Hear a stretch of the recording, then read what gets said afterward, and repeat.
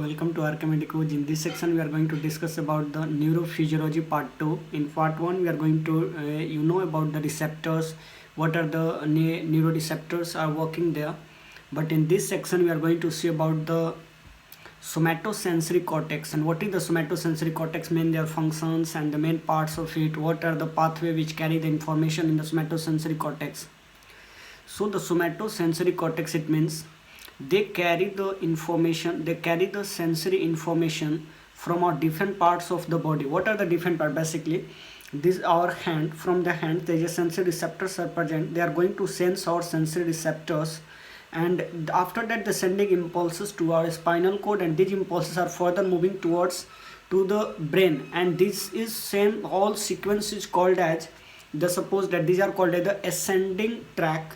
Ascending track means simple, the collection of neurons which are carrying the impulses from the sensory receptors to, after that these impulses are transmitted to the spinal cord and then they are going to the brain. This is the whole sequence through which the sensory impulses are reaches to the brain, and this all pathway, this all system is called as the ascending track basically. And descending track is opposite of it. They carry the impulses from the central nervous system through the spinal cord and they exit out and they coming to the effector part of the body. That is the descending pathway. And here we basically going to discuss about the somatosensory cortex, in how the information is going upward in the spinal cord and they're reaching to the brain, and what are the different names of this. So somatosensory pathway, they carry the impulses. What are the impulses from these receptors they carries through these pathways? So the first, they are called as general senses of these impulses, and which we can see for the touch, pain and temperature. We can say like this, that is the TPT. It means that is the pain, temperature and pain, temperature and touch. They are the three general senses which can be carried by the what? That is the somatosensory pathway. We can see basically in our brain where is the somatosensory cortex is located. We can see here the central sulcus is here, the red one, or we can say like this, this is the central sulcus. So in the front of central sulcus there is a somatomotor cortex or somatomotor area, and before it there is a somatosensory cortex or somatosensory area. So the somatosensory area, for the somatosensory area or the Wernicke's area, these are the area location of this area, and here is the primary motor cortex, frontal eye field and this. So these are the, we have to know about somatosensory cortex only here. In next section we are going to discuss motor cortex and the different areas. In the somatosensory cortex, the suppose that here is our hand, and somehow the impulses start going from here to the spinal cord, and then spinal cord they're moving up and they're going to the somatosensory cortex. This all region is called as ascending track basically. Ascending, why they are called ascending? Because they carry the impulses and moving up means ascending, down means descending. So simple. So we are going to see in detail. They carry impulses, general senses, touch, temperature and pain. Next we can see the starting of all the general senses from the skin. Yeah, it is true. It is pretty true, because all the impulses are starting from the our hand or the different parts of the body, but in the everywhere these all the receptors are located where? For the touch, temperature and pain. The receptors are basically located on our skin. So the all the pathway which are working in the somatosensory cortex, their starting position is skin. So from the skin they are moving towards a spinal cord, and what the neuron which carry impulses from the skin to the spinal cord, that is called as the first order neuron. They are carrying impulses, and that's why they are called as the first order neuron. Next we can see after the spinal cord there is the two types of track is working here for the transmission of impulses from the skin and to the spinal cord, and after the spinal cord to the somatosensory cortex. From the somatosensory cortex they are reaching two types of fiber or the pathway. We can see here the first one is dorsal column pathway and the anterior lateral pathway. What is it? We discuss in the neuroanatomy. So for now we can see there is a dorsal column and anterolateral pathway. These are the two pathway which is starting from the spinal cord and the moving upward in the brain, in the somatosensory cortex, and these neurons are called as second order neuron.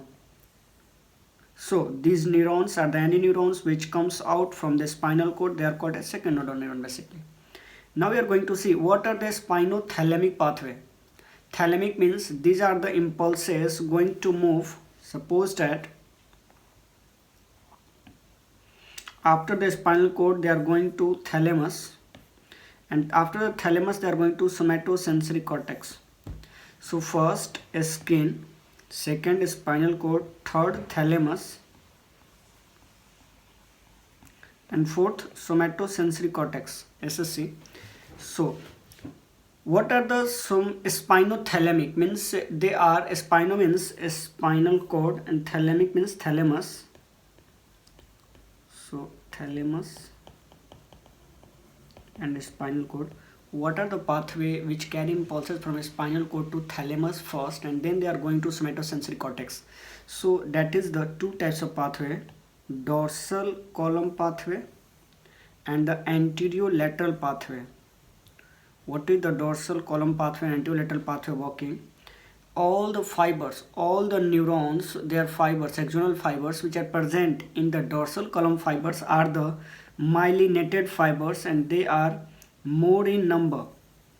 Once again, when the myelinated fibers are basically they are conducting the impulses very fast. So they are very fast, and again they are more in number. So the impulses carry impulsing very fastly and in efficient manner because of their more number.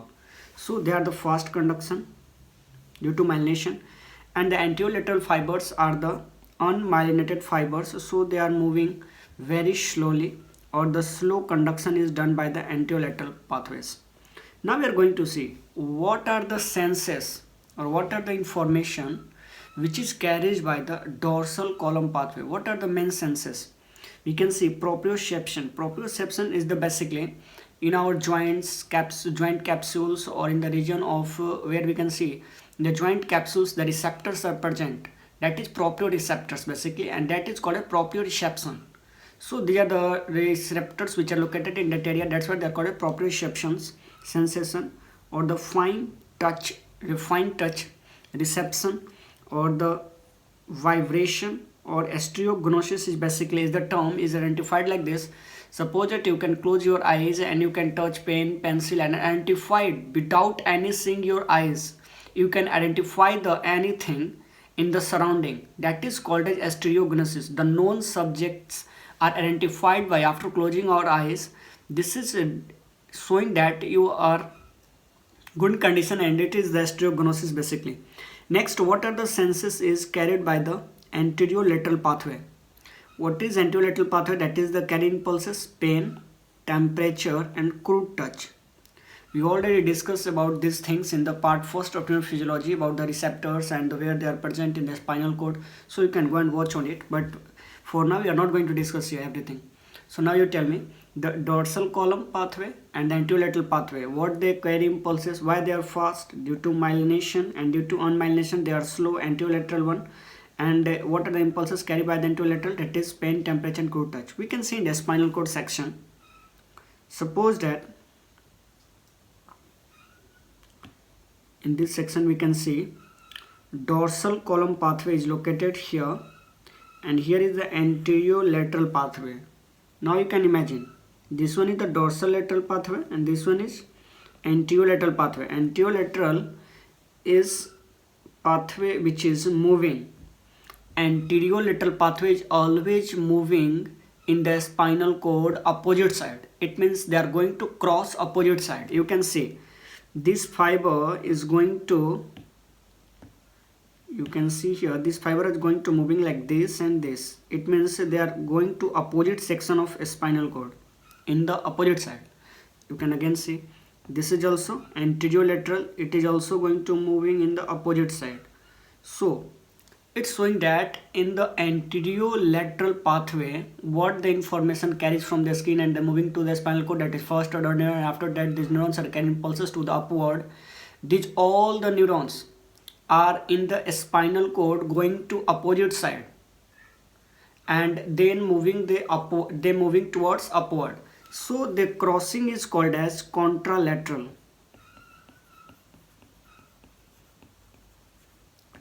Contralateral side in the spinal cord. Once again, what happened to the dorsal column pathway? This dorsal column pathway is moving in the same side. They are moving towards the same side in the spinal cord, and they're moving upward. Suppose that this is the spinal cord section and this is the spinal canal. Here is the dorsal column, here is the dorsal column, and this one is the anterior column. We can see the blue one is crossing opposite side and then moving. It means they are crossing in the spinal cord section, that is called as contralateral. But the dorsal column, here is the dorsal column, DC, it's moving in the same side. So DC is moving in the same side, dorsal column, it means in the spinal cord they are going straight, but anterolateral one is crossing to each other, that's why they are contralateral. This term are very important here. And we can see a syndrome is very important, that is Brown-Sequard syndrome is the syndrome in which what is going on. Now you can imagine, in Brown-Sequard syndrome, the half of the spinal cord is not going to be worked, or it is going to be damaged here. This half of the spinal cord part is damaged. This half of part is damaged means the one side dorsal column pathway is affected and one side anterolateral, it means anterolateral pathway is going to affected. It means what the function is carried by the anterolateral is affecting the opposite side of it. It means suppose that is your right hand is not working, it means the right side anterolateral pathway is affecting or not. It means no, the left side one is affecting or right one. Now you can tell first dorsal column is affecting the right side, same side, because it's carrying the impulses from the same side and it is moving up, and dorsal column is carrying impulses for the, you can watch on it, that is the proprioception, fine touch, vibration, stenosis. And anterolateral carry impulses for the pain, temperature and crude touch. Suppose that you have pain sensation, and pain sensation is going to this side and then crossing to the opposite side. It means the same side will be damaged or opposite side? Of course opposite side. So you can imagine from here, in the Brown-Sequard syndrome, the one half of the spinal cord is going to be damaged due to suppose that a knife is going to be injected, or the patient is having a trauma of the knife injuries. It will lead to the spinal cord damage. In this patient is mainly suffer from the Brown-Sequard syndrome. The one half of the spinal cord is going to be damaged, and person is having one-sided, the same side dorsal column is damaged, and opposite side anterolateral pathway will be damaged. Anterolateral pathway is carrying impulses from the pain, temperature and crude touch. Now we can see in the hemisection of the spinal cord, one half of the spinal cord is affected or damaged, and that is called as the Brown-Sequard syndrome. And what is the main symptoms of the Brown-Sequard syndromes? Now you know, because I already told you in this sequence the same side dorsal column and opposite side anterolateral pathway will be affected. So Brown-Sequard syndrome is the basically hemisection of a spinal cord. It is the same side affection of dorsal column and the lesions on the left side of the spinal cord. Suppose that the patient having left sided of the spinal cord is going to be affected. This left side is going to be affected. It means same side what is lost? Proprioceptions, fine touch and vibration, because they are the carry same impulses. Now what is happening in the contralateral side? Contralateral side, loss of anterolateral pathway. Yeah, there is a loss of pain and temperature and the crude touch. These are gets affected in that area. Yeah, it's also true. What happened in the dorsal column? Dorsal column remains in the ipsilateral only in the spinal cord, and the crosses to the opposite side in the medulla. Now we discuss, before we are going to discuss in detail about it, first we have to know this is the spinal cord, and here we can see this is the medulla, pons and midbrain, and here is the cerebellum, midbrain, pons and medulla. Suppose that these fibers the red one fiber is moving up, and this fiber is named as dorsal column, and this fiber, the blue one, is anterolateral. These two fibers are connected with same side, that is the left side. Suppose that they are moving up, but the anterolateral pathway is crossing in the spinal cord to the contralateral, and this dorsal column is moving same side. But at the time when the dorsal column is enter into medulla, they are going to cross in the opposite side, and then they're moving up. It means in the medulla, which pathway is going to, in the somatosensory pathway, which pathway is going to be crossed in the opposite side? So that is the obviously dorsal column. So the dorsal column, when any person is suffer from the trauma of the medulla, then it will be the contralateral damage of what? It will be the contralateral damage of the proprioceptions, or the different parts will be damaged. So now you can see in the dorsal column of the spinal cord, you can go and watch on the neuroanatomy. This is the spinal cord section, and this is the dorsal column. Basically what is happened, there are two sections are present, cuneatus and fasciculus, that is gracilis, cuneatus and fasciculus. You can see tractus cuneatus and tractus gracilis. These are the two structures which is present in the posterior part. And the tractus cuneatus, eatus means mouth, eating through the mouth, so it is controlling the upper limb movement. We can say they convey the impulses from the upper limbs, from both the upper limbs. The impulses are carried out, and they're going to the tractus cuneatus. Eatus means mouth, it is for the memorization. Next one we can see gracile. Gracile means lower limb. They convey the impulses from the lower limb. Suppose that this is cuneatus, this is gracilis, this is cuneatus, this is gracilis. It means they carry impulses from the lower limb, they carry impulses from the upper limb. So it's simple. So now you know the gracilis, cuneatus carry impulses from the upper limb, gracilis carry impulses from the lower limb. So spinal sensory pathways, you know, basically two pathways, dorsal column and anterolateral column, and they are the spinal sensory pathway. It is moving like this, and they're reaching up to the dorsal column and anterolateral pathway, and after that they're going to the thalamus. Until that we discussed already till now. Now we can see in this picture,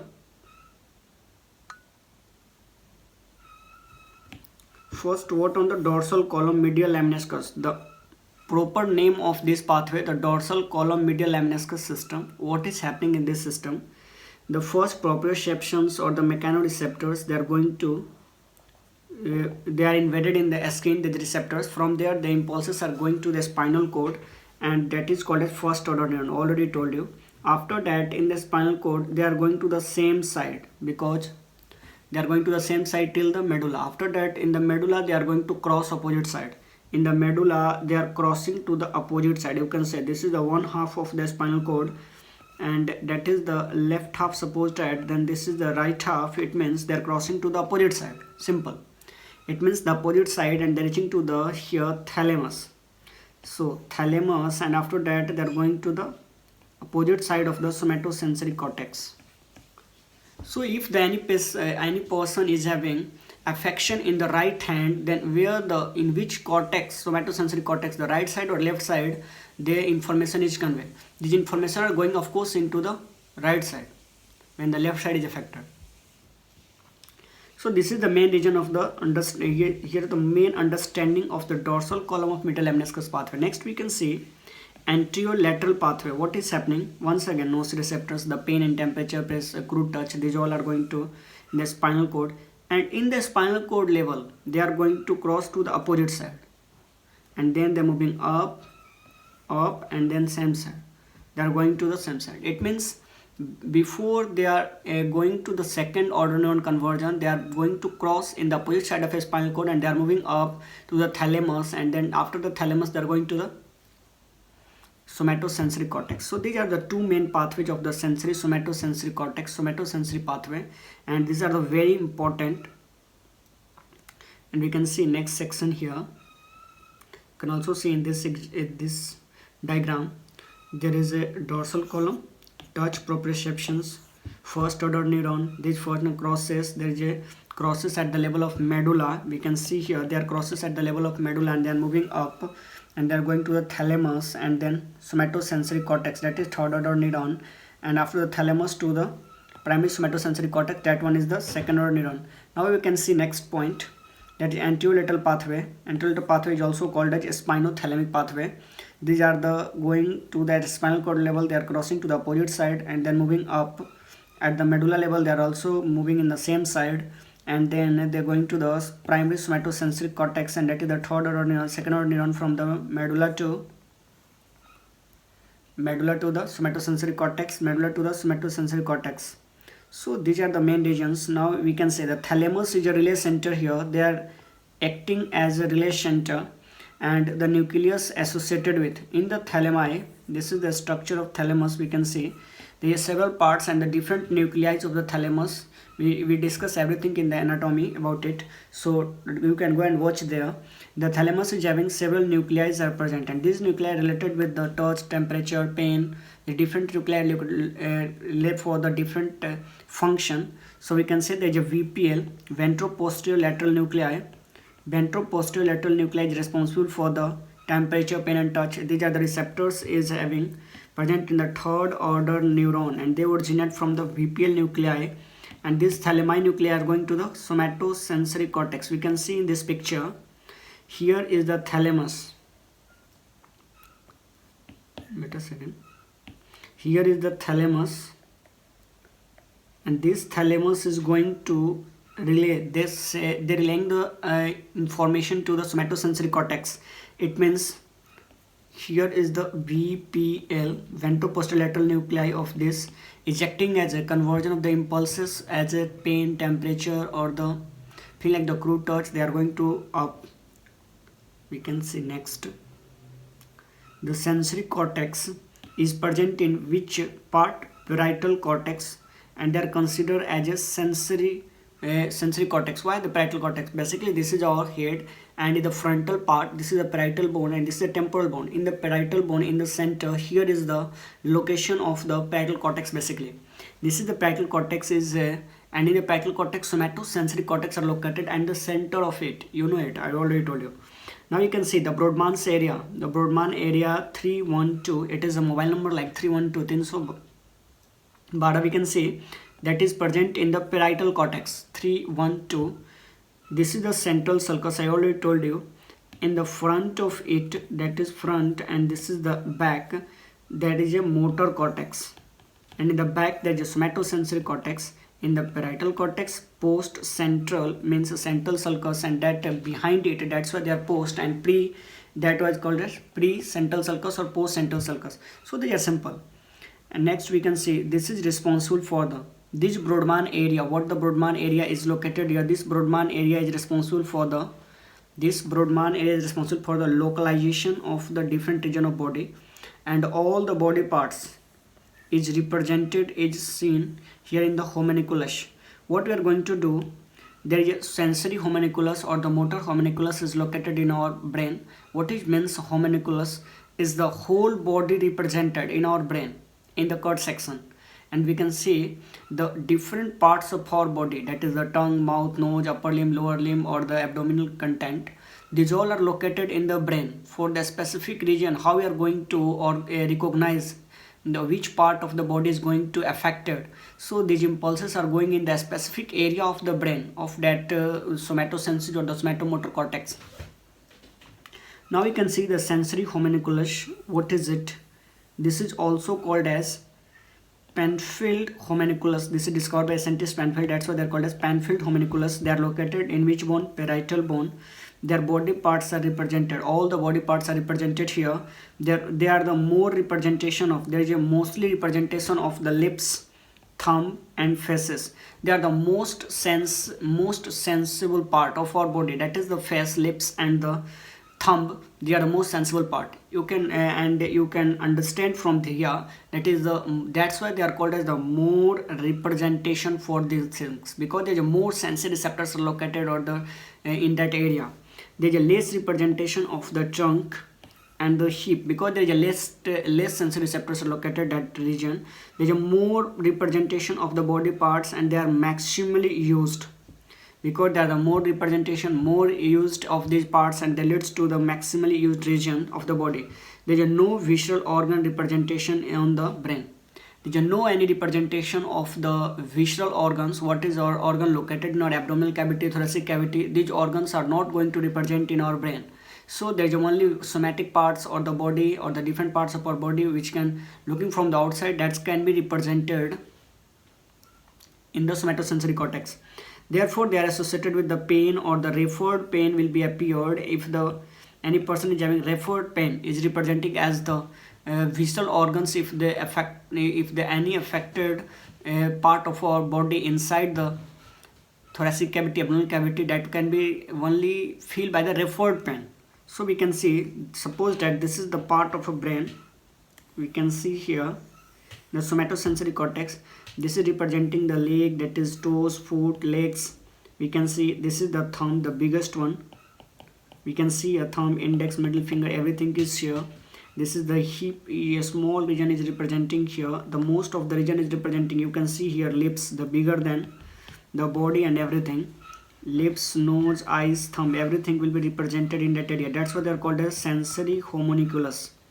After that, we can see the laws, several laws about the sensory physiology. We can see the first one is Muller doctrines of the specific nerve energies. What does it mean? It is about the touch sensation. We already discussed about the corpuscles or the receptors in the first topic. So you can see here the Meissner's corpuscles are activated by the touch sensation. Yeah, it is true, because it is the receptor of touch. The free nerve endings are activated by the pain and sensation. Yeah, it is also receptors for the pain and sensation. Next one is the Bell-Magendie law. It is the in a spinal cord, the dorsal root is carries only sensory. Yeah, it is true. And the ventral root is carry motor. It is also true. So this is the Bell-Magendie law. And the law of projection. What is the law of projection? Is basically the cortex is projecting the receptors. What the receptors are present in our body, they are going to project our different position, or the different parts of the cortex is represented here. We can see the irrespective of the site of a stimulus, the cortex projecting the receptors. So projecting to the receptors, what the receptors in our body is going to sending the signals to the brain, and they explain the pain of amputated patient. A special type of pain is appear when any patient is having amputation of the leg after the different types of surgery or the trauma condition. The patient is feeling a pain because of the patient feeling pain because there is no leg, but the pain is appeared till now. It is called as the phantom pain. If the amputation of leg, the pain is appear, but the pain is not happening actually. And the Weber, we can see the Weber fractional law. It is also called as the magnitude of sensation felt is directly proportional to the log of sensitive. These are not required for you, but you have to know about the different types of law in the physiology. That is the log of intensity of initial stimulus. What the stimulus is provided. Firstly, that the stimulus is directly proportional to the magnitude of sensation felt by the person. The fine touch position senses is carried out. The fine touch and the position senses is carried out by the which pathway? That is the dorsal column medial lemniscus pathway is the another name of the dorsal column. So this is all about the somatosensory cortex. In next section we discuss about the somatomotor cortex, or the different parts of the nervous physiology. So it's a simple and very brief view about it. And even if you have any doubt about this topic, you can go and watch the video on the neuroanatomy. In the neuroanatomy, we discuss everything about the pathways, how they are going to appear. So it's a small review here about them. So thank you. See you next video. Take care.